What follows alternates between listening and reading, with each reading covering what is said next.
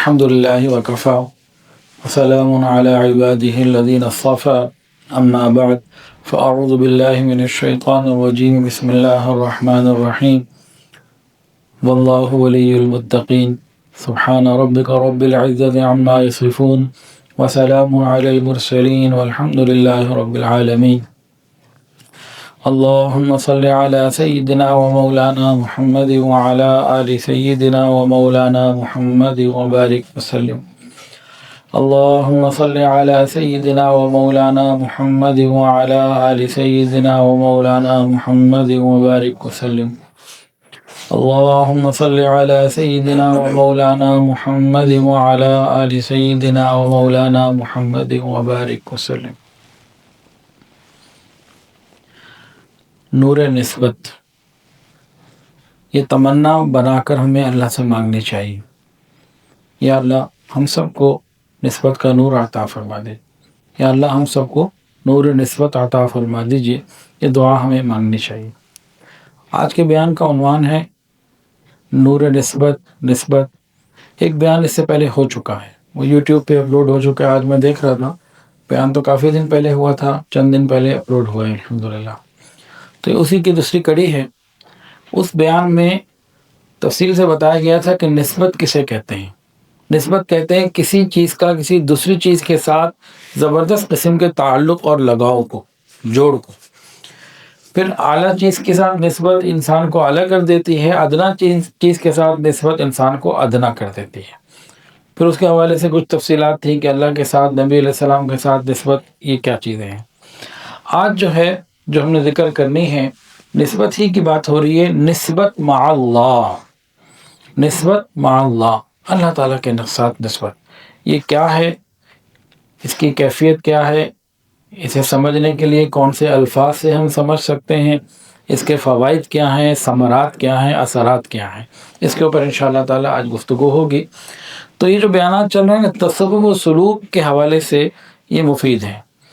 وہ سالکین طریقت جو بیت ہو چکے ہیں، معمولات کی پابندی کرتے ہیں، وضع قطع ان کی شرعی دینی ہے اور آگے بڑھنا چاہتے ہیں، تو یہ چیزیں ان کے لیے بڑی مفید ہیں. ایک عام آدمی جو اس سلسلے سے تعلق نہیں رکھتا یا تعلق رکھتا ہے لیکن رسمی، اس میں ان بیانات میں ان کے لیے کچھ اتنا خاص نہیں ہے، مفید پھر بھی ہیں ان کے لیے. تو ہم بات کر رہے ہیں نسبت مع اللہ کی. بندے کا اللہ تعالیٰ کے ساتھ خصوصی تعلق قائم ہو جانا، یہ نسبت مع اللہ ہے. نسبت مع اللہ کسے کہتے ہیں؟ کہ انسان کا اللہ رب العزت کے ساتھ خصوصی تعلق پیدا ہو جانا. اب سوال پیدا ہوتا ہے خصوصی تعلق کیا ہے؟ خصوصی تعلق کیا ہے؟ خصوصی تعلق سے مراد یہ ہے کہ نسیان یعنی غفلت دور ہو جائے اور عصیان یعنی گناہوں سے انسان بچ جائے. خصوصی تعلق کیا ہے؟ ہر بندے کا اللہ کے ساتھ تعلق ہے. کافر کا بھی کسی نہ کسی درجے میں تعلق ہے، ایمان والے میں تو سب کا ہے. لیکن ایک خصوصی تعلق وہ کیا ہے کہ غفلت دور ہو جائے اور گناہوں سے انسان بچنے والا بن جائے، حفاظت ہو جائے. اب یہاں ایک اور سوال پیدا ہوتا ہے، کب ممکن ہے، یہ کیسے ممکن ہے کہ گناہوں سے بھی بچ جائے، غفلت بھی نہ ہو؟ یہ اس وقت ممکن ہوتا ہے جب انسان کا دل نور معرفت سے منور ہو جائے، یعنی نفس امارہ کی انانیت ٹوٹ جائے اور نفس مطمئنہ انسان کو مل جائے. نفس ایک ہی ہے، نفس امارہ نفس مطمئنہ بن جائے. تصوف میں اس کیفیت کو نسبت کہتے ہیں. بھئی یہ صاحب نسبت ہیں. یہ کون ہے جی؟ یہ جی صاحب نسبت ہے. صاحب نسبت سے کیا مراد ہے؟ کہ ان کا دل اللہ تعالیٰ کی معرفت سے منور ہے، نفس امارہ نفس مطمئنہ میں تبدیل ہو چکا ہے، یعنی کہ غفلت دور ہو چکی ہے اور گناہوں سے بچنے کی توفیق مل چکی ہے. اس تعلق کو نسبت کہتے ہیں. یہ مانگنا چاہیے، یہ نسبت ہر ایک کو مانگنی چاہیے. جو بیت ہو جائے، سلسلہ عالیہ نقشبندیہ میں داخل ہو جائے، فوری طور پر اللہ سے مانگے، یا اللہ موت سے پہلے نسبت کا نور عطا فرما دیجیے. ایک ہوتی ہے خلافت، وہ الگ چیز ہے، وہ انتظامی بوجھ اور ذمہ داری ہے۔ حضرت جی رحمۃ اللہ علیہ فرمایا کرتے تھے خلافت نہیں مانگنی چاہیے، نسبت مانگنی چاہیے۔ اب یہاں ایک سوال، کیا ہر خلیفہ صاحب صاحب نسبت ہوتے ہیں؟ کیا ہر خلیفہ صاحب جو ہیں وہ صاحب نسبت ہوتے ہیں؟ جی ہاں، خلیفہ جتنے بھی ہوں گے وہ صاحب نسبت ہوں گے، خلفائے کرام سب صاحب نسبت ہوں گے۔ اگلا سوال، کیا ہر صاحب نسبت کو خلافت مل جانا کوئی ضروری ہے، لازمی مل جاتی ہے؟ نہیں۔ اگلا سوال کیا ہے، کیا ہر صاحب نسبت کو خلافت مل جاتی ہے؟ نہیں، ضروری نہیں ہے۔ خلفاء کی تعداد کم ہوتی ہے، صاحب نسبت مریدین کی تعداد بہت زیادہ ہوتی ہے۔ تو خلافت ایک انتظامی چیز ہے، ذمہ داری ہے، وہ ایک الگ معاملہ ہے۔ نسبت قانون تو ہر ایک آدمی مانگ سکتا ہے اور لے سکتا ہے۔ پھر خلافت صرف مردوں میں رہتی ہے، عورتوں میں نہیں آ سکتی، جیسے نبوت مردوں میں تھی عورتوں میں نہیں تھی، بالکل اسی طرح خلافت مردوں میں ہے عورتوں میں نہیں۔ تاہم نور نسبت یہ میدان مردوں کے لیے بھی کھلا ہے، عورتوں کے لیے بھی کھلا ہے۔ تو اس پہ ہمیں اللہ سے مانگنا چاہیے۔ مانگیں گے جی تو دعا مانگتے ہیں، یا میں دعا مانگتا ہوں ہم سب آمین کہہ دیں۔ کوئی دیکھ یا سن رہا ہو یا آئندہ کبھی اس کو ریکارڈنگ پہنچے تو وہ بھی آمین کہہ دے، یا اللہ ہم سب کو نور نسبت عطا فرما دے۔ تو نسبت کی تھوڑی سی کیفیت بیان ہو گئی، اب اس کو مزید ہم اس کی ڈیفینیشن بیان کرتے ہیں۔ نسبت کی ڈیفینیشن کیا ہے؟ ایک بزرگ گزرے حضرت شاہ ولی اللہ محدث دہلوی رحمۃ اللہ علیہ، ہندوستان میں، بر صغیر میں، پاکستان میں جتنے علماء کرام ہیں ان سب کی سند جو اوپر جاتی ہے نا نبی علیہ السلام تک حدیث کی، وہ ان سے ہو کے گزرتی ہے۔ یہ مرکز الاسانید ہیں، بڑے اوتھینٹک آدمی، کیا بریلوی، کیا دیوبندی، کیا غیر مقلد، سب ان کو مانتے ہیں۔ ایسی عجیب شخصیت۔ تو ان کی بڑی مشہور کتاب ہے القول الجمیل۔ بزرگ کا نام کیا بتایا؟ حضرت شاہ ولی اللہ محدث دہلوی رحمۃ اللہ علیہ، بہت بڑے مقام کے بزرگ ہیں۔ سلسلہ عالیہ نقشبندی کے ایک بزرگ تھے مرزا مظہر جانے جانا رحمۃ اللہ علیہ، ان کے قریب، انہی کے زمانے کے ایک بزرگ ہیں، دونوں آپس میں قریب کے زمانے کے ہیں۔ اور ان کی کتاب کا نام کیا بتایا؟ القول الجمیل۔ اس کے اندر یہ نسبت کی ڈیفینیشن لکھتے ہیں، فرماتے ہیں کہ تمام مشائخ کے طریقوں کا مقصد، سلسلہ عالیہ نقشبندیہ ہو، سہروردیہ ہو، قادریہ ہو، چشتیہ ہو، یا مزید اور بھی، یہ چار زیادہ کامن ہیں، باقی اتنے فیمس نہیں ہے۔ تمام مشائخ کے طریقوں کا مقصد یعنی تمام سلاسل کا مقصد، منتہا اور حاصل یعنی آخری جو چیز ہے نا، جو سب سے آخری چیز ہے جس کو حاصل کرنا ان کا مقصد ہے، وہ کیا ہے؟ ایک خاص حیت نفسانی کا حصول، جسے نسبت ہے۔ تمام مشائخ اور تمام طریقے، تمام سلسلے، ان کا مقصد کیا ہے؟ سب سے بڑی نعمت کیا ہے؟ وہ یہی ہے، ایک خاص حیت نفسانی یعنی ایک ایسی کیفیت جسے نسبت کہتے ہیں۔ اس لیے کہ اس سے بندے کو اللہ تعالیٰ کے ساتھ ایک خاص نسبت اور تعلق مل جاتا ہے۔ فرماتے ہیں کہ اسی نسبت کا ایک نام سکینہ ہے اور اس کو نور بھی کہتے ہیں۔ تو حضرت شاہ ولی اللہ محدث دہلوی رحمۃ اللہ علیہ کی اس بات سے ہمیں کیا پتہ لگا کہ تمام مشائخ، تمام طریقوں، تمام سلاسل کے اندر ایک چیز کی کوشش ہوتی ہے کہ نسبت انسان کو مل جائے۔ سب کا آخری مقصد یہی ہوتا ہے کہ نسبت مل جائے۔ اور وہ فرماتے ہیں کہ نسبت میں کیا ہوتا ہے؟ اللہ تعالیٰ کے ساتھ خصوصی تعلق، سکینہ بھی اسے کہتے ہیں، نور بھی کہتے ہیں۔ اب آتے ہیں حضرت مولانا اشرف علی تھانوی رحمۃ اللہ علیہ، قریب کے زمانے کے بزرگ گزرے، ہمارے اکابرین میں سے ہیں۔ وہ نسبت کی ڈیفینیشن بیان فرماتے ہیں کہ نسبت کا لغوی معنی جو ہے نا، لغت کے اندر نسبت کہتے ہیں تعلق اور لگاؤ کو۔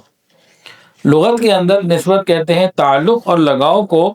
اصطلاحی معنی، یہ ٹرم جہاں یوز کی جاتی ہے، ٹرمونالوجی جب تصوف میں آتی ہے تو اس کا کیا مطلب ہے؟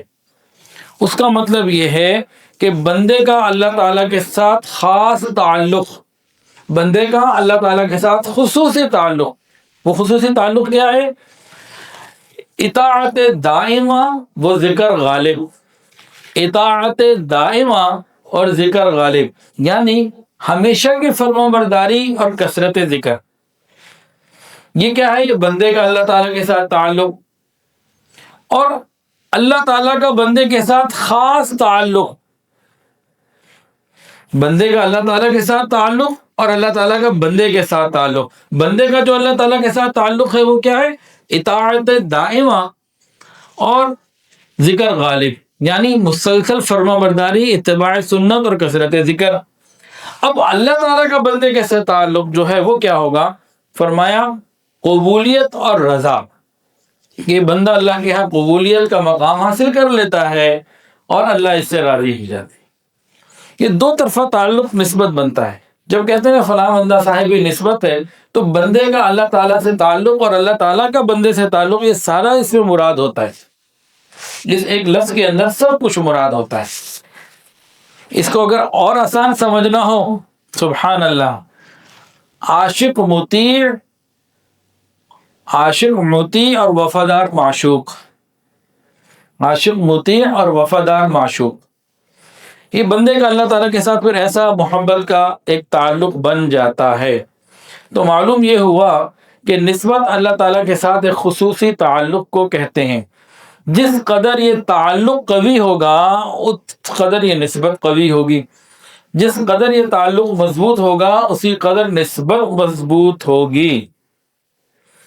عمومی نسبت، عام نسبت تو ہر کلمہ گو کو، ہر ایمان والے کو اللہ کے ساتھ ہے، ہر ایک کو ہے. جس نے کلمہ پڑھ لیا لا الہ الا اللہ محمد رسول اللہ، اس کا اللہ کے ساتھ تعلق ہو گیا. لیکن جو خصوصی تعلق جس کی تفصیل ابھی گزری کہ اطاعت دائمہ و ذکر غالب، کہ مسلسل فرما برداری اور کثرت یاد الہی، یہ کیا تعلق، گناہوں سے بچنے والی زندگی، یہ پھر چاہیے ہوتی ہے. مولانا روم رحمۃ اللہ علیہ اسی نسبت کے بارے میں فرماتے ہیں کہ اللہ تعالیٰ کو مخلوق کے ساتھ ایک ایسا جوڑ، ایسی مناسبت ہے جس کی نہ کیفیت بیان کی جا سکتی، نہ کسی چیز کے اوپر اس کو قیاس کیا جا سکتا، کوئی مثال دی جا سکتی. بس ایک تعلق ہوتا ہے جو دل سے دل کا ہوتا ہے، اللہ تعالیٰ کے ساتھ بندے کا ہوتا ہے. یہ تو ہماری کچھ گفتگو ہو گئی نسبت کے بارے میں، نسبت کی ڈیفینیشن، نسبت کسے کہتے ہیں، یہ سب. اب نسبت کی حقیقت کو سمجھنے سے پہلے ایک اور بات کو سمجھنا اور ماننا ہے. سمجھاتا ہوں انشاءاللہ تعالی میں، پھر آپ بتائیں کہ سمجھ میں آتی ہے کہ نہیں آتی، آپ کو آپ مانتے ہیں کہ نہیں. پہلے بات سمجھا دوں، پھر مثالیں دے دوں، پھر آپ سے پوچھوں گا تو توجہ رہے گی انشاءاللہ. جی ہاں جی، کیا بات سمجھنی ہے؟ بہت اہم بات ہے، لیکن آسانی سے سمجھ میں آئے گی. بہت اہم بات ہے، آسانی سے سمجھ میں آئے گی. اللہ تعالیٰ نے انسانی نفس کے اندر یہ ایک خاصیت رکھی ہے کہ یہ انسان جس کام کو کرتا رہے اس کا وہ عادی بن جاتا ہے. اتنا عادی بن جاتا ہے کہ اس کو چھوڑنا ممکن نہیں رہتا، مشکل ہو جاتا ہے. یہ مثال سمجھ میں آ گئی ہے؟ مشکل ہے. اللہ تعالیٰ نے انسان کے اندر وہ کوالٹی رکھی ہے، یہ صفت رکھی ہے، یہ اس کے اندر ایسی استعداد ہے کہ جس کام کو کرتا رہے وہ اس کا پکا عادی بن جاتا ہے اور اس کو چھوڑنا مشکل ہو جاتا ہے. سمجھ میں آ گئی بات؟ اب اس کی مثالیں بھی لے لیجیے تاکہ اور زیادہ سمجھ میں آ جائے. یہ جو مثال ہوتی ہے نا، اس کو علماء نے فرمایا کہ جس طرح سالن کے اندر نمک ہے نا، اسی طرح بات چیت کے اندر مثال ہے. سالن کا ذائقہ نمک سے آتا ہے، نمک نہ ہو تو سالن کا ذائقہ نہ ہے. اسی طرح بات چیت، کلام کا ذائقہ مثالوں سے ہوتا ہے. تو مثال نمبر 1 دیکھیں بھائی، ہم دیکھتے ہیں ایک آدمی، اس کو نماز کی عادت نہیں ہے، بے نمازی ہے پکا. اب اس کو کہو نماز پڑھ لو، کتنی بڑی مصیبت، پہاڑ اس کے اوپر آ گیا. اس کو 4 گھنٹے دھوپ میں کھڑے ہو کے کرکٹ کھیلنے وہ چلا جائے گا، ایئر کنڈیشن ہال میں نماز نہیں پڑھے گا، اس کے لیے بھاری ہے کیونکہ عادت ہی نہیں. اسی کے بالمقابل ایک اور آدمی ہے نماز کا پکا عادی، فوری طور پر نماز کے لیے فکر مند رہنے والا. اس کا کیا ہوتا ہے؟ اس کے لیے نماز چھوڑنا مشکل ہوتا ہے، نماز چھوڑ ہی نہیں سکتا. ممکن ہی نہیں کہ نماز چھوڑ دے. جب تک نماز ادا نہ کر لے اسے چین ہی نہیں آتا. میری چھوٹی بہن ہے کراچی میں، وہ نماز کی ایسی پختہ عادت ہے کہ اذان کے چند منٹ بعد وہ نماز پڑھ لیتی ہے. ہم اس کو ایسے چھیڑتے ہیں، کبھی ایسا ہو جائے نا کہ اذان ہو گئی اور 8 10 منٹ 9 منٹ گزر گئے اس نے نماز نہیں پڑھی، ہم کہتے ہیں بھئی نماز قضا ہونے والی ہے. آپ کی تو قضا ہو گئی ہوگی نا. وہ نماز کا وقت داخل ہونے سے پہلے اس نے وضو کیا ہوتا ہے، تیار ہوتی ہے کہ بس نماز پڑھنی ہے. ایک جنون ہے اس کو ٹائم پہ نماز پڑھنے کا. وہ بالکل بس ادھر اذان ہوئی اور اس نے جناب نماز پڑھنی ہے. اس کو اور کسی کے بغیر چین ہی نہیں آتا.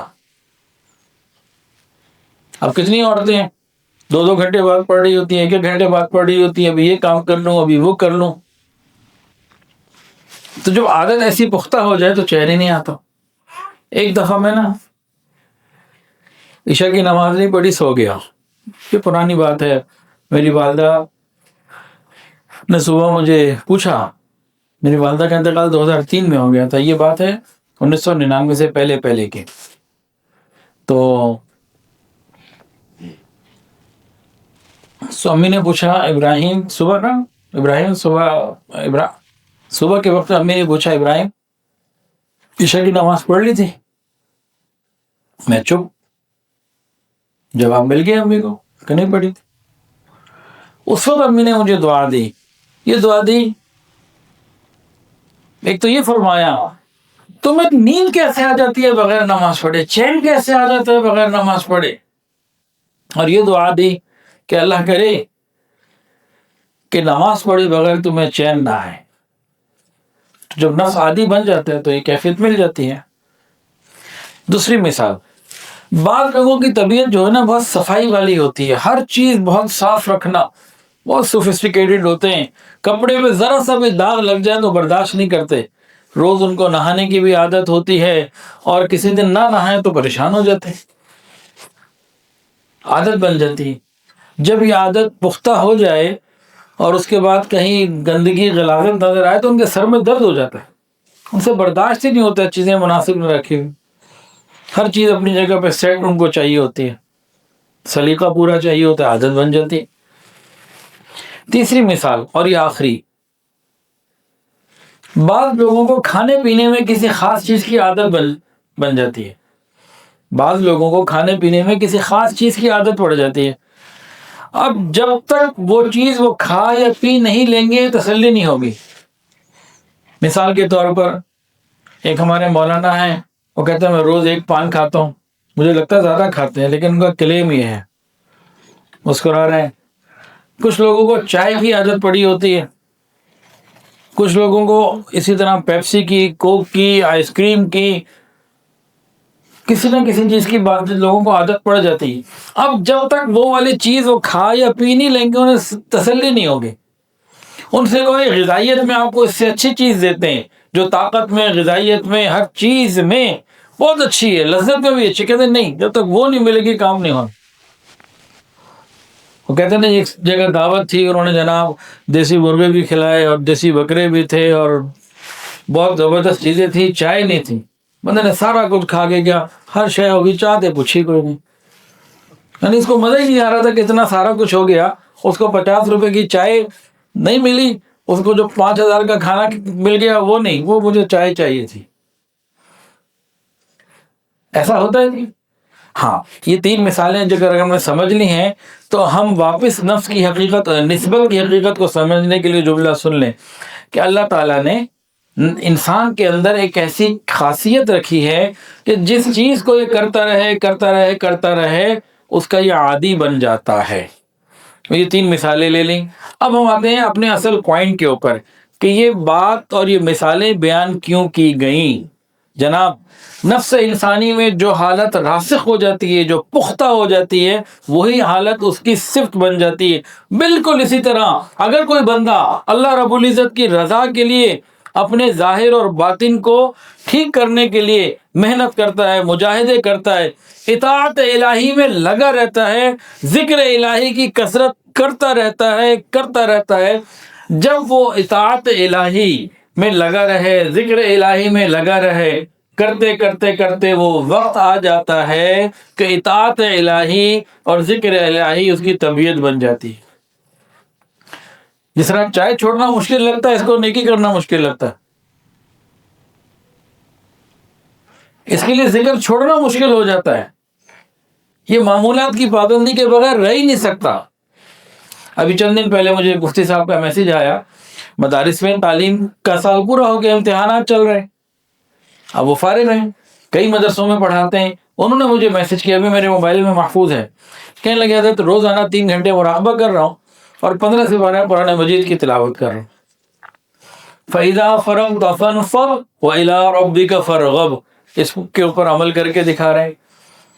ابھی زندہ موجود، یہ کہ آپ کو کسی صحابہ، تابعین، تبع تابعین، اولیاء کاملین کا واقعہ نہیں سنا رہا ہوں، ابھی کی بات، حاضر زندہ۔ جب طبیعت اس پہ لگ جاتی ہے تو پھر اس کے بغیر گزارا نہیں آتا۔ تو ایک وقت آتا ہے کہ انسان اطاعت الہی میں لگا رہے، ذکر الہی کی کثرت کرتا رہے تو جناب یاد الہی اس کی ایک صفت بن جاتی ہے، اور اطاعت الہی اس کے نفس کا، اس کی طبیعت کا تقاضا بن جاتی ہے۔ نیکی اس کی طبیعت کا تقاضا بن جاتی ہے۔ کتنے خوبصورت وہ لوگ ہیں، کتنے خوش نصیب وہ لوگ ہیں جن کی طبیعت کا تقاضا نیکی بن جائے، جن کی طبیعت کا تقاضا یاد الہی بن جائے۔ یہ کیفیت ہے نسبت کے نور کے حاصل ہونے والی، یہ ہمیں مانگنی ہے کہ نفس امارہ نفس مطمئنہ بن جاتا ہے۔ جب یہ کیفیت ہوتی ہے پھر ہوتا کیا ہے، پھر اس کے ثمرات کیا ہیں، بینیفٹس کیا ہیں، بتا دوں کہ رہنے دوں؟ جناب علی جو اس کے بینیفٹس ہیں، اللہ اکبر۔ پھر اس شخص کے اوپر اللہ تعالیٰ کی طرف سے خاص سکینہ کا نزول ہوتا ہے، تجلیات ذاتیہ کا ورود ہوتا ہے۔ وہ تجلیات جو اللہ رب العزت کی طرف سے بیت اللہ شریف پر 24 گھنٹے ہر آن ہر گھڑی نازل ہو رہی ہیں، وہ پھر اس کے قلب کے اوپر بھی نازل ہو رہی ہوتی۔ وہ تجلیات جو بیت اللہ پر آ رہی ہوتی ہیں وہ اس دل پہ بھی آ رہی ہوتی ہیں۔ ایک خاص تجلیات کا تعلق ہوتا ہے، سکینہ کا ایک نزول مستقل رہتا ہے، اور یہ اللہ تعالیٰ کی حفاظت میں آ جاتا ہے۔ اس کے لیے یہ ساری محنت ہے۔ ہم تو رسمی طور پر بیعت ہوتے ہیں، کلمات پڑھ لیے، بیعت ہو گئے، ہاں جی فلاں صاحب سے بیعت ہے جی، ہم جی کون ہے جی، ہم جی پیر ذوالفقار صاحب رحمۃ اللہ علیہ سے بیعت ہیں جی، ہم بڑے ہو گئے نا، بڑے سے بیعت ہو گئی تو ہم بڑے ہو گئے۔ بھئی کرنا بھی تو کچھ ہے نا، نہیں بس خالی بیعتیں ہیں۔ بیعت ہونے کے بعد آگے بھی کچھ کرنا ہے نا، اور اس مقام تک آنے کی فکر کرنی ہے۔ اب اس کو اور ذرا سمجھیں، جب انسان کو دل کی لذتیں مل جائیں، اللہ کے قرب کی لذتیں مل جائیں، یاد الہی انوارات اور تجلیات ذاتی اور سکینہ کے ساتھ اس کا تعلق ہو جائے، تو پھر کیا ہوتا ہے، پھر دنیا کی لذتیں چھوڑنا اس کے لیے مشکل نہیں ہوتا۔ پھر حرام لذتیں اس کو اٹریکٹ نہیں کر سکتی۔ اس کی 2 مثالیں سمجھ لیجئے۔ آنکھ، کان، زبان اور دل، ان میں سے ان سب کا سردار کون ہے؟ دل، قلب ہے نا ساری چیزوں کا سردار۔ ہمیں آنکھ کا مزہ آتا ہے جب ہم نے کسی اچھی چیز کو دیکھا تو اچھا لگتا ہے، کانوں کی لذت، زبان کی بریانی، آئس کریم اور چاکلیٹ کے مزے تو ہمیں آتے ہیں نا۔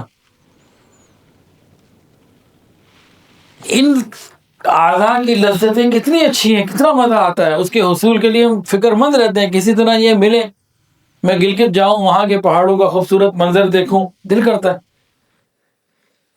بات یہ ہے کہ جب دل کی لذتیں بندے کو مل جاتی ہیں تو ساری لذتیں نیچے ہیں، اس سے چھوڑنا آسان ہو جاتا ہے۔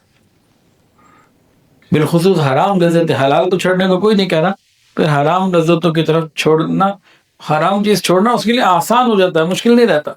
کب؟ جب دل کا تعلق اللہ سے ہو جائے۔ اس کی ایک مثال اور لے لیں، ایک آدمی ہے جو صاحب نسبت ہے، اس کا تعلق اللہ کے ساتھ جڑا ہوا ہے اور سکینہ اس کے اوپر نازل ہوتی ہے، اور جناب علی وہ کسی کی بیوی سکینہ تھی، اس کی بات نہیں میں کر رہا۔ وہ ایک جگہ وہ کیا کہتے ہیں، ایک صاحب تھے، ان کی بیوی کا نام سکینہ تھا، بیان میں بیٹھے ہوئے تھے اور بیان میں بیٹھے بیٹھے نیند آ گئی، تو بیان کرنے والے صاحب نے کہا کہ جب انسان اللہ کا ذکر کرتا ہے سکینہ نازل ہوتی ہے، اس کی ایک دم ادھر بھی آ گئی، ابھی تو مسجد آ کے بیٹھو ادھر بھی آ گئی، تو یہ وہ والی سکینہ نہیں ہے، سکون جو اللہ کی طرف سے نازل ہوتا ہے جب یہ چیزیں مل جاتی ہیں نا۔ ہاں، تو اب میں دوبارہ مثال پر آتا ہوں، درمیان میں لطیفہ آ گیا۔ ایک آدمی ایسا ہے جس کو اللہ تعالیٰ کی تجلیات اور یہ جو فیوضات برکات کے ساتھ تعلق جڑ گیا، سکینہ کا نزول اس کے اوپر ہو رہا ہے، یہ پھر گناہ کی طرف نہیں جاتا۔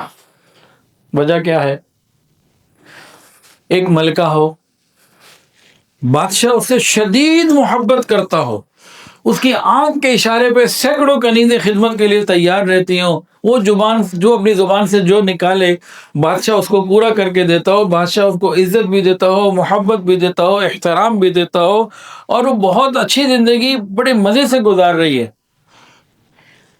وہیں پہ اگر کوئی کالا بھنگی جو کانا بھی ہو، ایک آنکھ اس کی پھوٹی بھی ہو اور ناک بہہ رہی ہو اور وہ بھنگی ہو صفائی والا، اب یہ جو ملکہ ہے اس سے پیار کرنے لگے اس بھنگی سے، تو ایسا ہو سکتا ہے؟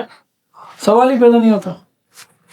تو جس کا اللہ کے ساتھ تعلق بن جاتا ہے تو اس کے لیے پھر بہت ساری چیزوں کو چھوڑنا آسان ہو جاتا ہے۔ ہم آتے ہیں پھر ایک اور بات کی طرف۔ حضرت شاہ ولی اللہ محدث دہلوی رحمۃ اللہ علیہ نسبت کی حقیقت کو بیان فرماتے ہوئے لکھتے ہیں کہ نسبت کی حقیقت یہ ہے کہ ایک کیفیت کا نام ہے، یہ ایک موبائل فون یا ایک کتاب یا ایک گلاس کا نام نہیں ہے، ایک کیفیت کا نام ہے جو انسان کے اندر، اس کے نفس کے اندر حلول کر جاتی ہے، ڈائلیوٹ ہو جاتی ہے، اندر مکس ہو جاتی ہے۔ اور جس کے نسبت کیا ہے؟ ایک کیفیت کا نام ہے جو انسان کے اندر داخل ہو جاتی ہے، جس کی وجہ سے نفس انسانی کے اندر ایک ملکوتی شان پیدا ہو جاتی ہے اور اوپر والے عالم سے تعلق اس کا آسان ہو جاتا ہے، عالم بالا کی چیزوں کو ریسیو کرنا آسان ہو جاتا ہے۔ آج کل تو وائی فائی کے سگنل وغیرہ سے کچھ چیزیں سمجھنا آسان ہو گئی نا۔ اب یہ میرے پاس موبائل ہے، آپ کے پاس، سب کے پاس ہوگا، اب میں جس کا نمبر ڈائل کروں گا اسی کو ملے گا، باقی کا نہیں ملے گا۔ تو پھر جس کا اللہ کے ساتھ تعلق جڑ جاتا ہے نا، تو پھر اس کی کیفیت کچھ اور ہوتی ہے۔ اب حضرت مولانا اشرف علی تھانوی رحمۃ اللہ علیہ کی بات کو سمجھیے۔ فرض فرماتے ہیں کہ نسبت کی حقیقت یہ ہے کہ بندے کا اللہ تعالیٰ سے عشق کا تعلق ہو جائے اور اللہ تعالیٰ کا بندے سے رضا کا تعلق ہو جائے۔ نسبت کی حقیقت کیا ہے؟ کہ بندے کا اللہ تعالیٰ سے عشق کا تعلق ہو جائے اور اللہ تعالیٰ کا بندے سے رضا کا تعلق ہو جائے، یعنی بندہ اللہ تعالیٰ کی رضا کے لیے پھر اعمال کر رہا ہوتا ہے۔ اس کا فائدہ کیا ہوتا ہے؟ اس کا ثمرہ یہ ہوتا ہے کہ اس کو قبولیت تامہ مل جاتی ہے، ایسی قبولیت جس کے بعد ناراضگی نہیں ہوتی، پکی قبولیت مل جاتی ہے۔ رضائے تامہ کسے کہتے ہیں؟ قبولیت تامہ کسے کہتے ہیں؟ کہ بندے کو اللہ تعالیٰ کی ایسی کامل رضا مل جائے، پکی اور مضبوط رضا مل جائے جس میں کوئی کمی نہ ہو، جز وقتی نہیں۔ ایک عام آدمی ہے، کبھی نیکی کر لی، کبھی گناہ کر لیا، کبھی کچھ ایسے اوپر نیچے چل رہا ہے، تو جب وہ نافرمانی کرتے ہیں اللہ ناراض ہوتے ہیں، جب وہ فرمانبرداری کرتے ہیں اللہ راضی ہو جاتے ہیں۔ لیکن یہ ایسے ہی ٹوٹا پھوٹا چل رہا ہوتا ہے، کبھی ناراضگی، کبھی رضا، مل جل کے، کبھی ادھر کبھی ادھر۔ لیکن جو بندے سے اللہ کامل رضا اس سے دے دیتے ہیں، جس بندے کو اللہ تعالیٰ کامل رضا عطا فرما دیتے ہیں، اس سے پھر ناراض نہیں ہوتے، وہ پھر مضبوط تعلق بن جاتا ہے، وہ بندہ اللہ تعالیٰ کی حفاظت میں آ جاتا ہے۔ اب یہاں پھر ایک اور سوال پیدا ہوتا ہے، اچھا جی، جس کو نسبت مل گئی، کیا وہ گناہ نہیں کر سکتا؟ کیا وہ اللہ کی نافرمانی نہیں کر سکتا؟ کیا نسبت کے حصول کے بعد انسان اللہ کی نافرمانی نہیں کر سکتا؟ کر سکتا ہے، ہو سکتی ہے، بالکل ہو سکتی ہے۔ اچھا بھائی، اگر جو ایک آدمی کو نسبت مل بھی گئی ہے، صاحب نسبت نے بھی گناہ کر لیا، تو اس دائمی رضا کا کیا تعلق، کامل رضا کا کیا تعلق؟ پھر تو انسان سے گناہ ہی نہ ہو، تو فرشتہ بن جائے۔ سوال سمجھنے نہیں؟ ایک آدمی کو نسبت مل گئی، کیا گناہ نہیں ہو سکتا؟ ہو سکتا ہے۔ اچھا کہ صاحب نسبت سے بھی گناہ ہو سکتا ہے، تو پھر دائمی رضا بھی کیسے کہہ دیا، یہ دعویٰ کیوں ہو گیا؟ تو اس کے لیے بھی مثال لے لیجئے۔ دو دوست ہیں، بڑی گہری دوستی ہے، بچپن سے خصوصی مضبوط تعلق ہے، محبت ہے خوب، بڑی اچھی انڈرسٹینڈنگ کے ساتھ لائف گزر رہی ہے۔ اب اس کا یہ مطلب تو نہیں ہے کہ چھوٹی موٹی ناراضگی درمیان میں کبھی آ ہی نہیں سکتی، اور کبھی چھوٹی موٹی ناراضگی آ جائے تو اس گہرے لگاؤ کو ختم بھی نہیں کر رہی ہوتی، اس ناراضگی کے درمیان بھی وہ گہرا تعلق باقی رہتا ہے۔ دو میاں بیوی ہیں، بہت مزیدار زندگی گزار رہے ہیں، بڑی اچھی ہے، بڑی بہترین لائف، ہنی مون کنڈیشن میں زندگی گزر رہی ہے۔ اس کا یہ مطلب تو نہیں کہ کبھی لڑائی نہیں ہوتی ہے، کبھی ناراضگی نہیں ہوتی، کبھی الجھاؤ نہیں ہوتا، ہو جاتا، لیکن اس پیریڈ میں بھی ایک خصوصی تعلق باقی رہتا۔ تو بالکل یہی مثال کہ صاحب نسبت سے گناہ ہونا ممکن ہے، لیکن اس وقت بھی کہیں اس کا تعلق جڑا رہتا ہے، جلدی توبہ طائب ہو کے لوٹ آتا ہے۔ اس کی ایک اور مثال، ایک آدمی صحت مند ہے، ہم میں سے جو صحت مند ہو ہاتھ کھڑا کرے، چلے جی ماشاءاللہ۔ یہ جتنے صحت مند لوگوں نے ہاتھ کھڑے کیے ہیں، کبھی نزلہ کھانسی بخار نہیں ہو جاتا؟ پھر ہاتھ کیوں کھڑے کیے؟ بھئی دائمی صحت اور کامل صحت کا یہ مطلب نہیں ہے کہ کبھی کوئی چھوٹی موٹی چیز نہیں ہو سکتی، نزلہ کھانسی ہو سکتا ہے، کچھ بھی ہو سکتا ہے۔ تو دائمی رضا میں کبھی چھوٹی موٹی بات ممکن ہے۔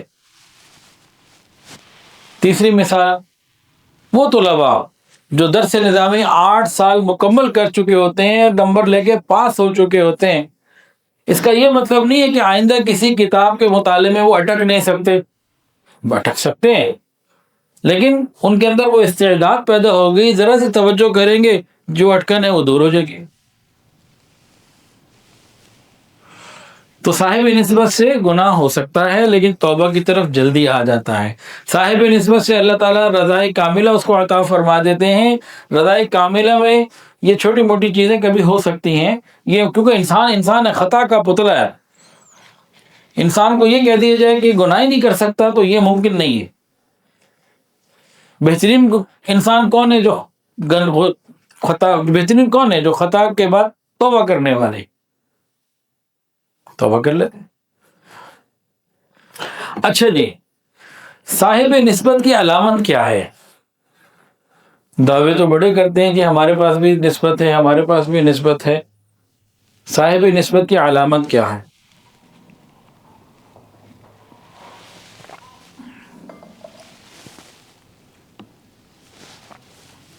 کئی علامات ہیں جی صاحب نسبت کی۔ اس شخص کی صحبت میں بیٹھنے سے دنیا سے نفرت اور آخرت کی رغبت پیدا ہو۔ صاحب نسبت کے اندر یہ چیز آ جاتی ہے کہ ان کی باتوں سے، ان کے پاس بیٹھنے سے، رابطے سے، تعلق سے کیا ہوتا ہے؟ آخرت کی طرف رغبت بڑھتی ہے اور دنیا کی طرف رغبت کم ہوتی ہے، محبت کم ہو جاتی ہے۔ اور وقت کے جو مستند علماء ہیں، دیندار لوگ ہیں، وہ ان کو پسند کرتے ہوں، وہاں کوئی ان کی عزت ہو۔ بعض لوگ خالی قلبی کیفیات کو سمجھ لیتے ہیں، نسبت نہیں، وہ نہیں۔ اچھا جی، اب نسبت کے دلائل بھی کچھ تھوڑے سے لے لیتے ہیں۔ اس کے بعد ایک سوال ابھی ذہن میں آیا، بڑا پیارا ہے، دیکھیں اب وقت کتنا ملتا ہے، پہلے ان دلائل کو ہم دے دیں پھر اس پر آتے ہیں، اگر میں بھول جاؤں تو مجھے آخر میں یاد کروا دیجیے گا۔ وہ سوال یہ ہے کہ دنیا میں پریشانیاں کیوں آتی ہیں؟ اس کا ایک جواب ہے، کافی جوابوں میں ایک جواب ہے۔ اچھا جی، اب اس نسبت کے دلائل بھی ذرا قرآن مجید سے، حدیث سے چند سن لیجئے۔ قرآن مجید میں صحابہ کرام کے بارے میں کیا آیا؟ رضی اللہ عنہم ورضوا عنہ، اللہ تعالیٰ ان سے راضی، وہ اللہ تعالیٰ سے راضی۔ یعنی کچھ لوگ ایسے ہوتے ہیں جن سے اللہ ہمیشہ کے لیے راضی ہو جاتے ہیں، صحابہ جیسے۔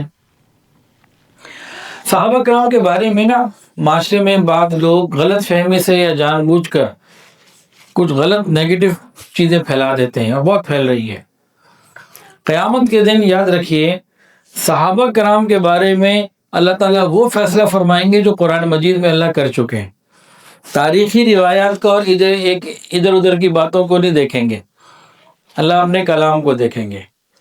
اگر ہم کسی کی بات میڈیا میں سن کے دیکھ کے ادھر ادھر سے کی ABC کی بات سنی اور کسی صحابی کے بارے میں ہمارے دل میں خدا نہ خواستہ بدگمانی آ گئی، تو یاد رکھیے قیامت کے دن اللہ تعالیٰ پوچھیں گے کہ میرے قرآن میں جو بات تھی صحابہ کے بارے میں، اس سے کوئی بڑی بات ہو سکتی تھی؟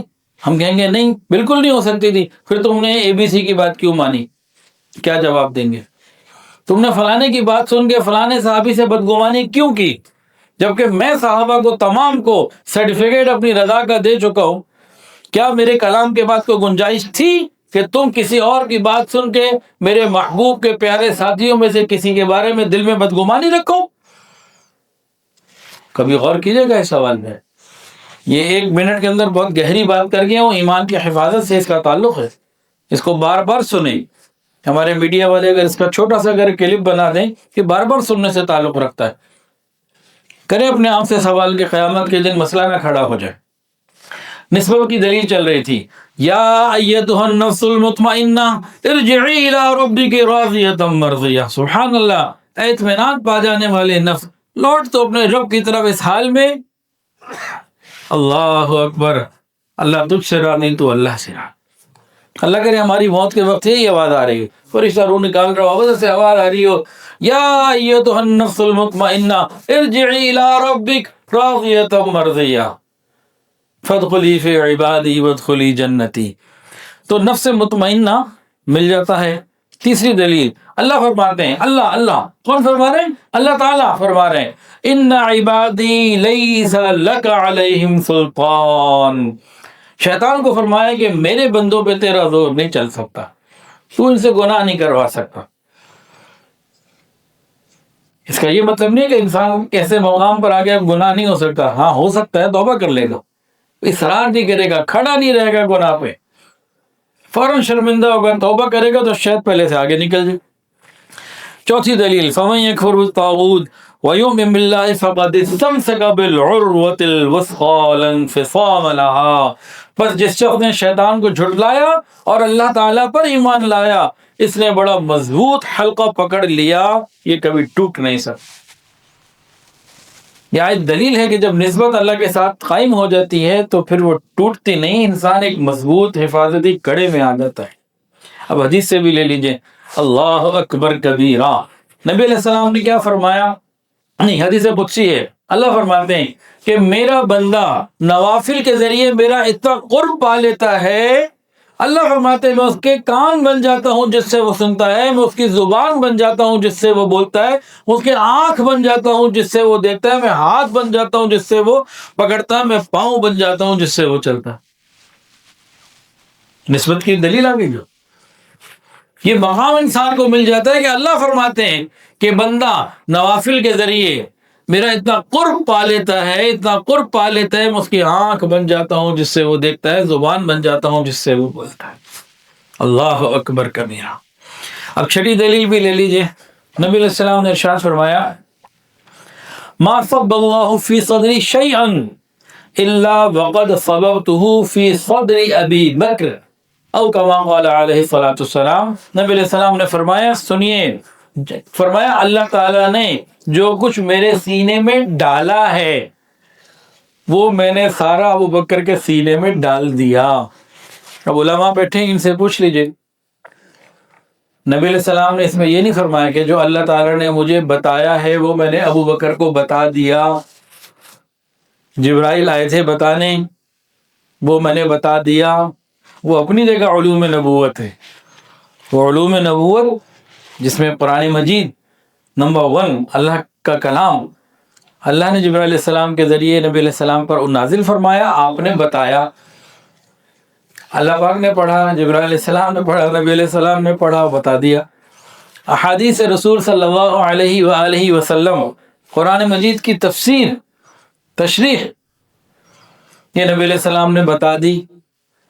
یہاں بتانا نہیں ہے، یہ پوائنٹ اس کے اندر جو ہے نا بات کیا ہے، جو اللہ تعالیٰ نے نبی علیہ السلام کے فرما رہے ہیں، ما صب اللہ فی صدری، جو اللہ نے میرے دل میں ڈالا وہ میں نے ابو بکر کے قلب میں ڈال دیے، جو میرے دل میں آیا میں نے ادھر ڈال. تو ڈالنا اور بتانا برابر ہے الگ الگ ہے؟ بہت فرق ہے. یہی سمجھنا ہے.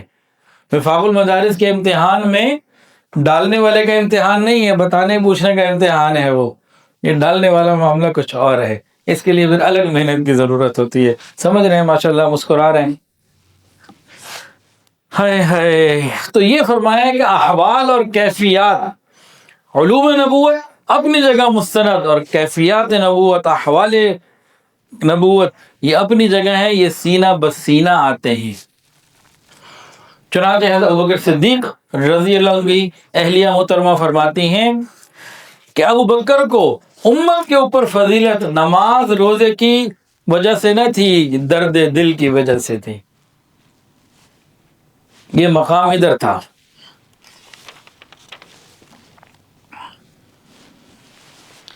اب یہ سلسلے جو مختلف ہیں، لوگ پوچھتے ہیں کہ یار یہ کیا ہے، قادری سلسلہ، یہ وہ اتنے نہیں، کیا چکر ہے؟ ایک ہی ہوتا کافی تھا. اختلاف جو ہے نا یہ رحمت ہے. علماء کے اندر اختلاف بڑی رحمت ہے جناب. اگر علماء اختلاف نہ ہوتا، علماء کرام میں 1400 سال پہلے ایک فتویٰ آ جاتا تو آج ضرورت ہی نہیں تھی اس پہ کوئی رائے دینے کی، اسی پہ چلتے رہتے. ایک بات آ گئی، اس کے بعد جب اختلاف کا حق نہیں ہے اب قیامت تک اسی پہ چلتے رہو. یہ انسان ہے کہ روبوٹ ہے؟ حالات مختلف ہوتے ہیں، بیک گراؤنڈ مختلف ہوتے ہیں، وسائل مختلف ہوتے ہیں، بہت ساری چیزیں ہوتی ہیں جن کی وجہ سے اختلاف ہونا ایک ضروری چیز ہے. اور اللہ تعالیٰ نے ان اختلافات کو اپنی نشانیاں قرار دیا ہے.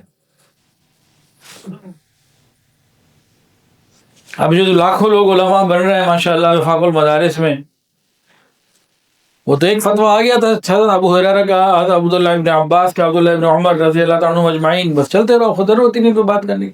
نہیں بھائی، حالات کے مطابق یہ اس میں معاملات چلتے رہتے ہیں. ایک باؤنڈنگ ہے، اس کے اندر اختلاف، اس سے باہر نہیں جانا. وہ جو توحید، رسالت، آخرت، بنیادی عقائد سے باہر نہیں جا سکتے. اندر رہتے ہوئے اختلاف ذوق کی وجہ سے ہے. تو اس سلسلوں میں بھی ہے اور اس میں بھی ہے، یہ حنفی ہے، یہ حنبلی ہے، شافعی ہے، یہ مالکی ہے، ایک حدود میں رہتے ہوئے، ورنہ باقی اوپر سے چاروں ایک ہی ہیں. تو اس میں کیا ہے، یہ اختلاف کیوں ہیں، مسائل کے اندر اختلاف کیوں ہیں، اس کی وجہ بھی یہی ہے. اور طریقت کے سلسلوں میں جو اختلاف ہیں اس کی وجہ بھی یہی ہے. اس کی تفصیلات الگ الگ ہیں، وجہ ایک ہے. تو ابھی ہم بات کر رہے ہیں طریقوں میں، طریقت کے جو 4 سلسلے ہیں، سلسلوں میں اختلاف کی. دیکھیں بھائی، نبی کریم صلی اللہ علیہ وآلہ وسلم نے صحابہ کرام کو دین سکھایا. ان کو کیفیات بھی ملی، ان کو قول رسول بھی ملا، صحبت نبوی ملی، سب کچھ ملا. اب مختلف ذوق تھے.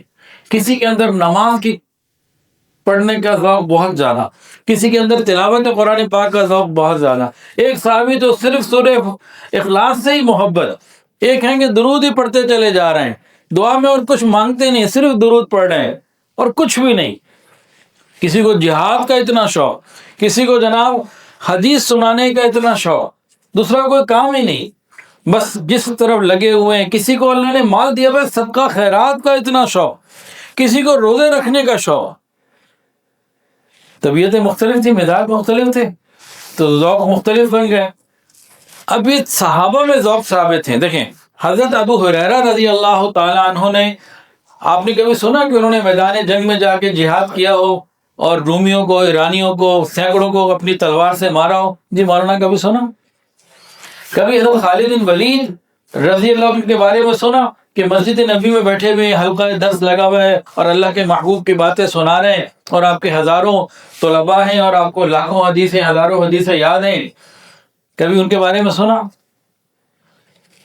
یہ کیا ہے؟ ذوق کا فرق ہے. کبھی انہوں نے، حضرت ابو ہریرہ نے تانا دیا کہ خالد تمہیں مدرسے کی فکر نہیں ہے، مدرسے کی کتنی اہمیت ہے، دینی تعلیم کی کتنی اہمیت ہے؟ کبھی خالد نے کہا ابو ہریرہ تمہیں جہاد کی پرواہ نہیں ہے، بیٹھے رہتے ہو، نکلتے نہیں ہو؟ نہیں. یہ ذوق کا فرق. ایک موٹی موٹی بنیادی چیزیں مضبوط ہیں، وہ دونوں کی ایک ہی ہیں، درمیان میں ذوق کا فرق. اس کی شریعت نے اجازت دی ہے یہی جو علماء کا فرق ہے، ذوق کا فرق ہے. اکثر جگہ پہ جہاں اس بنیاد پہ فرق ہے، وہ تو جیسے ختم نبوت پہ کوئی ڈاکہ مارے، کوئی صحابہ کے خلاف کوئی بات کرے، یہ بنیاد کو چھیڑا ہے. باقی چھوٹے موٹے ذوق کے فرق یہ حسن ہے، یہ خوبصورتی ہے، اور یہ صحابہ کرام سے ثابت ہیں. اگر یہ نہ ہوتے تو زندگی میں مزہ نہیں تھا. کاش ہمیں یہ بات سمجھ میں آ جائے. مرنے کے بعد تو انشاءاللہ آ ہی جائے گی. اب صحابہ میں فرق، کسی کے اندر عشق الہی بہت زیادہ، کسی کے اندر خوف خدا بہت زیادہ، اللہ کے سامنے کھڑے ہونے کا اتنا خوف کہ اسی میں روتے رہے. تو صحابہ کرام کے اندر ذوق الگ الگ تھے. اب صحابہ کرام دنیا میں دین پھیلانے کے لیے نکلے، تو جو ان کے ساتھ بیعت ہوئے، ان کے ساتھ رابطے میں آئے، ان سے دین سیکھا، ان کو کیا کہتے ہیں؟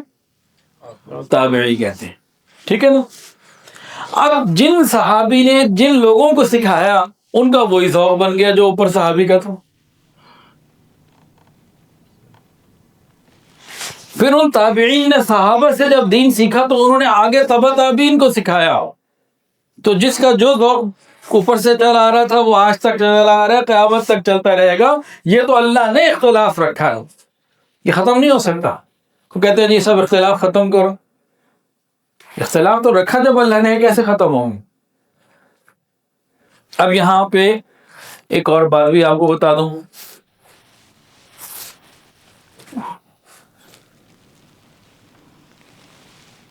نبی کریم صلی اللہ علیہ وآلہ وسلم افصح العرب ہیں. سب سے زیادہ فصاحت بلاغت اللہ نے آپ کو دی.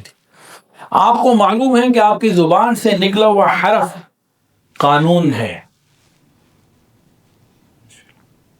ایک صحابی آئے، پوچھا، پہلے مسلمان نہیں تھے، کلمہ پڑھ لیا ہے، بدو ہوں، چولستان جیسے علاقہ ہے، ریگستان میں رہتا ہوں، بارش ہو جاتی ہے پانی آ جاتا ہے، بارش نہیں ہوتی تو وہی چلتا ہے جب تک چلتا ہے. تو پاک ناپاک پانی کا کیا حکم ہے؟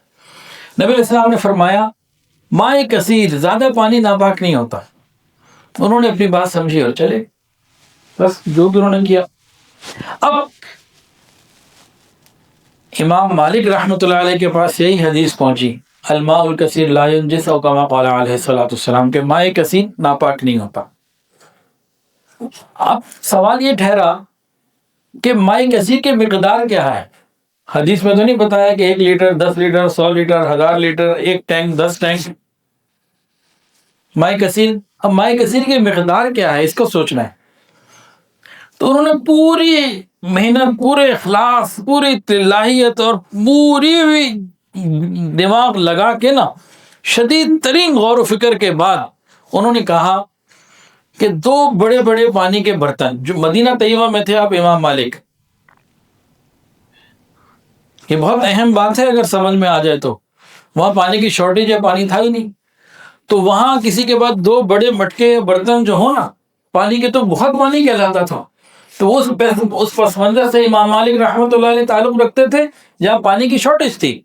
تو آپ نے یہ لکھ دیا کہ امام مالک کے نزدیک ماء کثیر کی مقدار اتنی ہے، وہ جو 2 مٹکے یا برتن بڑے وہ ہو گئے. اب امام اعظم امام ابو حنیفہ رحمۃ اللہ کو یہی حدیث آ گئی، سیم ہی حدیث، کہ ماء کثیر جو ہے نا، کثیر پانی ناپاک نہیں ہوتا. اب یہ کہاں رہتے ہیں؟ کوفہ میں. ادھر دجلہ بہ رہا ہے، ادھر فرات بہ رہا ہے، پانی پانی پانی کی کوئی کمی نہیں، ادھر خوب پانی. اب انہوں نے غور و فکر کیا اپنے بیک گراؤنڈ میں رہتے ہوئے، پورے اخلاص، للہیت، اللہ کی رضا کے لیے اپنی پوری دماغی صلاحیتوں کو انتہائی درجے استعمال کر کے، خوب اللہ سے ڈر کے مانگ کے، انہوں نے یہ لکھ دیا کہ ایسا حوض ہو کہ آپ ایک طرف ہاتھ ڈالیں وضو کے لیے تو دوسرے کنارے کا پانی نہ ہلے، جیسے جامع شریفیہ میں بنا ہوا ہے، نیلا گنبد میں اور پرانی مسجدوں میں بنا ہوا ہے. اتنے بڑے حوض کو انہوں نے کہا یہ ہے ماء کثیر، اس سے کم ہے تو ماء کثیر نہیں ہوگا. اب نبی علیہ السلام کی ایک بات میں دونوں مطلب جائز ہیں، دونوں چیزیں جائز ہیں. ذوق کا فرق ہے، ایک نے وہ سمجھا ایک نہیں سمجھا، یہ فہم کا فرق ہے، ایک نے یہ سمجھا ایک نے وہ سمجھا، دونوں ٹھیک ہے. جو بنیادی اسٹرکچر ہے عقائد کا، اس میں رائی کے دانے کے برابر دونوں میں فرق نہیں۔ ان چیزوں میں جب نبی علیہ السلام ہی کی بات میں سے دو باتیں نکل سکتی ہیں تو یہ فرق تو رحمت ہے۔ مدینہ میں پانی نہیں ہے، وہاں اتنا پانی کہاں سے لائیں؟ وہاں پہ پانی بہت ہے، وہاں تھوڑے کو کثیر کیسے کہہ دیں؟ تو ہمیں نا اپنے آپ کو اوپر لانا پڑے گا تھوڑا، تو ذوق کی رعایت دینی پڑے گی، پھر ہمارا کام بنے گا۔ عقائد میں کوئی فرق نہیں، ذوق کی گنجائش دینی اور رکھنی ہوگی، اس کے بغیر کوئی بات کا معاملہ نہیں۔ اس میں باتیں تو اور بہت ہیں، وقت گزرتا چلا جا رہا ہے، میرا ٹاپک تھا کچھ، چلا میں کہیں اور گیا، تو واپس آتے ہیں اپنے اوپر۔ یہ جو مختلف سلسلے ہیں نا، نقشبندیہ، سہروردیہ، چشتیہ، قادریہ، مختلف سلسلے جو ہیں نقشبندیہ، قادریہ، سہروردیہ، چشتیہ، ان سب کا مقصد ایک ہی، اللہ کی رضا، وہی کیفیت کا حصول جسے نسبت کہتے ہیں۔ سب کے ہاں نسبت ایک ہی کیفیت کا نام ہے، طریقے مختلف ہیں۔ کسی نے حج پہ جانا ہے، ایک آدمی کہتا ہے میں بائی ایئر جاؤں گا، ایک آدمی کہتا ہے جی میں بائی سی چلا جاؤں گا، بحری جہاز سے چلا جاؤں گا، ایک آدمی کہتا ہے میں پی آئی اے سے جاؤں گا، دوسرا کہتا ہے نہیں میں سعودی ایئر لائن سے جاؤں گا، ایک آدمی کہتا ہے جی میں عزیزیہ میں رہوں گا، ایک آدمی کہتا ہے نہیں میں مکے میں رہوں گا۔ بھائی سب کا مقصد تو حج ہے نا، تو یہ فرق تو رکھے گئے ہیں۔ سوال، کیا نسبت حاصل کرنے کے لیے کسی سلسلے میں بیعت ہونا ضروری ہے؟ جی ہاں بالکل ضروری ہے۔ خلاصہ اس کا تفصیل اس میں پھر اور بھی ہے، بھائی ضروری ہے، شارٹ کٹ میں یہی ہے۔ دنیا کے اندر یہ بڑے بڑے غم کیوں آتے ہیں؟ کراچی میں گل پلازہ آگ لگ گئی، کتنا بڑا نقصان، سینکڑوں خاندان ذہنی اور مالی طور پر تباہ ہو گئے۔ یہ غزہ کا واقعہ، اور قریبی رشتہ دار دنیا سے چلے جاتے ہیں، کوئی بڑی بیماری آ جاتی ہے، کسی کو کینسر لگ گیا، کسی کو کوئی اور مسئلہ آ گیا، کسی نے کسی کو دھوکہ دے دیا۔ یہ سب حالات کیوں آتے ہیں؟ دل یہ کرتا ہے کہ نہ ہوتے، اللہ تو رحیم میں نہ ہوتے۔ بیٹا پیدا ہوا، فوراً دنیا سے چلا گیا، ایسا نہ ہوتا، دل تو یہ کرتا ہے نا۔ ایک ہمارا دل ہے، ایک اللہ کی چاہت ہے، ایک میری چاہت ہے، ایک رب کی چاہت ہے نا۔ اللہ کی چاہت کیا ہے؟ کہ بندہ دنیا سے منہ موڑے اور آخری کی طرف منہ جوڑے، دار الغرور دھوکے کے گھر سے یہ پیچھے ہٹے، اور دار السرور مزے کے گھر کی طرف رغبت کرے، آخرت کی طرف رغبت کرے، دنیا سے پیچھے ہٹے، کراہت کرے۔ ایسے ہی ہے نا، اللہ کی چاہت یہ ہے نا۔ اب ذرا دیکھیں، دنیا ہے بڑی مزیدار، بڑی میٹھی خوبصورت، جو اس کو چکھ لے تو پھر اس کا عاشق بن جاتا ہے، دیوانہ بن جاتا ہے، اس کو ٹیسٹ لگ جاتا۔ اب ہم ایسے ہیں کہ ہمیں دنیا کے ذائقے لگے ہوئے ہیں، ٹیسٹ لگا ہوا ہے، دنیا کی محبت میں فدا ہیں۔ رب یہ چاہتے ہیں کہ آخرت کی محبت اس کے اندر بڑھے، تو اللہ کیا کرتے ہیں؟ اس کو بے روزگار بنا دیا، اس کے کسی قریبی کو دنیا سے واپس بلا لیا، کوئی ایسی بیماری دے دی، کوئی ایسا جھٹکا لگا دیا، کوئی ایسا غم دے دیا، کسی نے اس کو دھوکہ دے دیا، اس نے کسی کو اعتماد کیا تھا، اگلے نے اس کو دھوکہ دے دیا۔ اب کیا ہوا؟ اس کا دل ٹوٹا ٹوٹا ٹوٹا، دنیا سے ٹوٹا نا، دنیا اس کے لیے بری بنی نا۔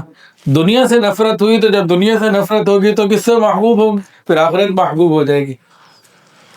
تو یہ بہت گہری بات ہے جو ابھی آپ کے سامنے عرض کر دی، یہ مشائخ سے سیکھی بھی باتیں ہیں، میرا کچھ نہیں ہے، میں تو صرف اس کو آسان اور سادہ کر کے سمجھانے کی کوشش کر رہا ہوں، اس کے علاوہ میرا کوئی لینا دینا نہیں ہے۔ تو یہ غم اور پریشانیاں یہ ہمیں اللہ کے قریب کر رہی ہوتی ہیں، یعنی دنیا سے نفرت اور کراہت بڑھا رہی ہوتی ہیں، آخرت سے محبت بڑھا رہی ہوتی ہیں۔ بندہ کہتا ہے اچھا بھائی جو بھی ہوا، زندگی گزر گئی، جیسے بھی میں بہت گزر رہا ہے۔ عورت کہتی ہے جی چلو جیسا بھی خاوند یا سسرال ملا، خاوند کہتا ہے ہمیں جو بھی کچھ ہوا، جیسی بھی ملی، اب گزارا ہو گیا، آخرت بن جائے، چلو کچھ اللہ اللہ کر لو، چلو کچھ دین کی دنیا تو نہیں بنی، چلو کچھ دین ہی کی محنت کر لوں، آخرت تو بن جائے۔ تو یہ وہ ذریعے ہیں بندے کو رب کی طرف جوڑنے کے۔ اسی کو ایک خوبصورت جملے میں ابن عطا اسکندری رحمۃ اللہ نے فرمایا ہے، لکھا ہے اپنی کتاب، ان کی کتاب کا نام ہے اکمال الشیم۔ بالکل نہیں خریدنی، بالکل نہیں پڑھنی، ٹھیک ہے نا، کہہ بھی دوں گا تو کسی نے نہیں پڑھنی تو پہلے ہی منع کر دیتا ہوں۔ اکمال الشیم، الف کاف میم الف لام، اکمال، مال تو ہمیں پتہ نا، مال کے پیچھے لگا لیں الف اور کاف، اکمال الشیم، اکمال الشیم، یہ بتا دیا ابن عطا اسکندری رحمۃ اللہ علیہ کی ہے، اور اردو میں اس کا ترجمہ بھی ملتا ہے. اس کے اندر الہامی باتیں بڑی خوبصورت لکھی ہوئی ہیں، لیکن بالکل خریدتی بھی نہیں ہے، پڑھنی بھی نہیں ہے. تو اکمال الشیخ میں بڑی عجیب بات لکھی ہے. فرماتے ہیں پاک ہے وہ پروردگار، پاک ہے وہ پروردگار جو اپنے غفلت میں پڑے ہوئے بندوں کو بیماریوں، تکلیفوں اور آزمائشوں کی زنجیروں میں جکڑ جکڑ کر اپنے در پہ لاتا. پاک ہے وہ پروردگار جو اپنے غفلت میں پڑے ہوئے بندوں کو بیماریوں، آزمائشوں، تکلیفوں کی زنجیروں میں جکڑ جکڑ کر اپنے در پہ لاتا. یہ جتنے حالات آتے ہیں نا، ارے یہ رب کے قریب کرنے کے لیے آتے ہیں. یہ کربلا کا واقعہ بھی، جتنے بھی دنیا میں غم آئے، یہ سب یہی ہے کہ بس آخرت سنور جائے بندے کی. دنیا تو ہے ہی نہیں، ختم ہو جانے والی چیز ہے، یہ تو شے ہی کوئی نہیں. وآخر دعوانا الحمدللہ. ویڈیو کے نیچے سبسکرائب کے بٹن پہ کلک کریں، بیل کے آئیکن پہ کلک کیجئے تاکہ ہر نئی ویڈیو کی نوٹیفیکیشن آپ کو مل جائے.